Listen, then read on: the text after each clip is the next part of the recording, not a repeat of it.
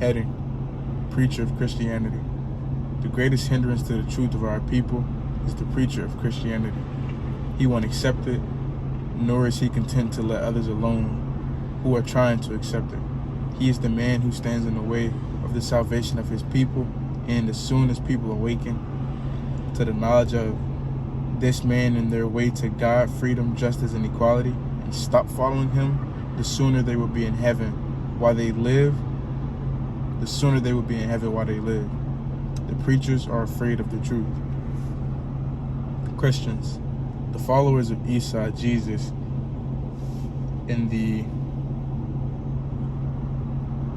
Bible or gospel revealed to him and referred to as Christians. They believe that both Musa and Isa were Jews. Heading: Destruction of the world.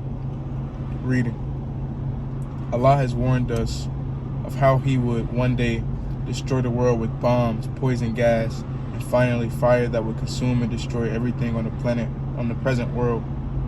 Not anything of it, the present world of white mankind, would be left. Those escaping the destruction would not be allowed to take anything of it with them. Allah has pointed out to us a dreadful looking plane that is made like a wheel in the sky today. It is a half-mile by a half-mile square. It is a human-built planet. I won't go into all the details here, but it is up there and can be seen twice a week. It is not secret. Ezekiel saw it a long time ago. It was built for the purpose of destroying the present world. Allah has always hinted at plaguing the world with rain, snow, hail, and earthquakes. Heading: There can be no love for an enemy. Reading: It is against the very nature of God and man and all life to love their enemies. Would God ask us to do that which he himself cannot do? He hates his enemies so much that he tells us that he is going to destroy them in hellfire, along with those of us who follow his enemies. Heading: What our enemy is doing. Reading: The enemy is alert, wide awake, and ever on the job to prevent the so-called Negroes from believing in Allah, in the true religion of Allah and his prophets, the religion of Islam. The enemy is well aware that Allah is the rock of our defense and Islam is the house of our salvation. Heading: Mr. Fuad Muhammad. Reading: Mr. Fuad Muhammad, God in person, chose to suffer 3.5 years to show his love for his people who have suffered over 300 years at the hands of people who by nature are evil, wicked, and have no good in them. He was persecuted, sent to jail in 1932, and ordered out of Detroit, Michigan, May 26, 1933. He came to Chicago in the same year, arrested almost immediately on his arrival, and placed behind prison bars. He submitted himself with all humbleness to his persecutors.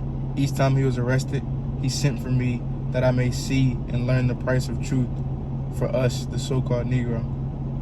He was able to save himself from such suffering, but how else was the scripture to be fulfilled?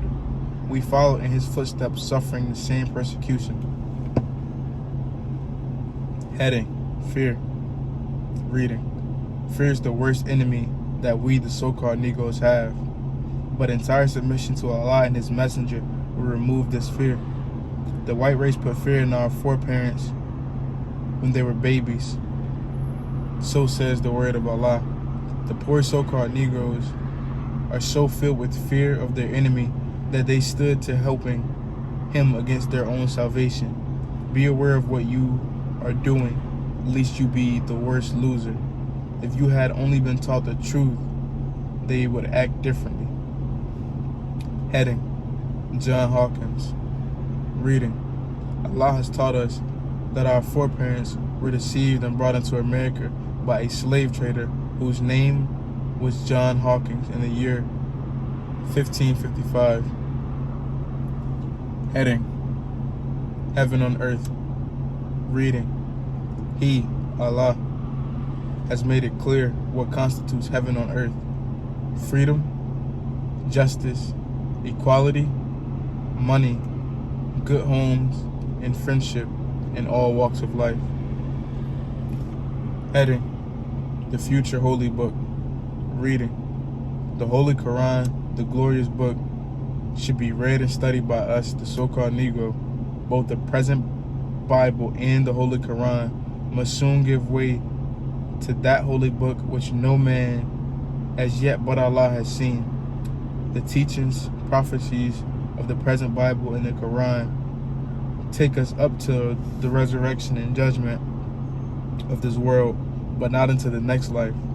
That which is in that holy book is for the righteous and their future only, not for the mixed world of righteous and evil.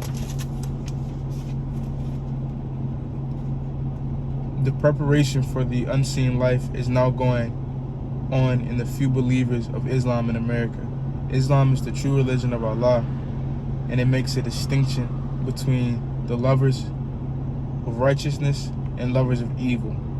It is that which Allah is using today to separate the righteous from the evildoers.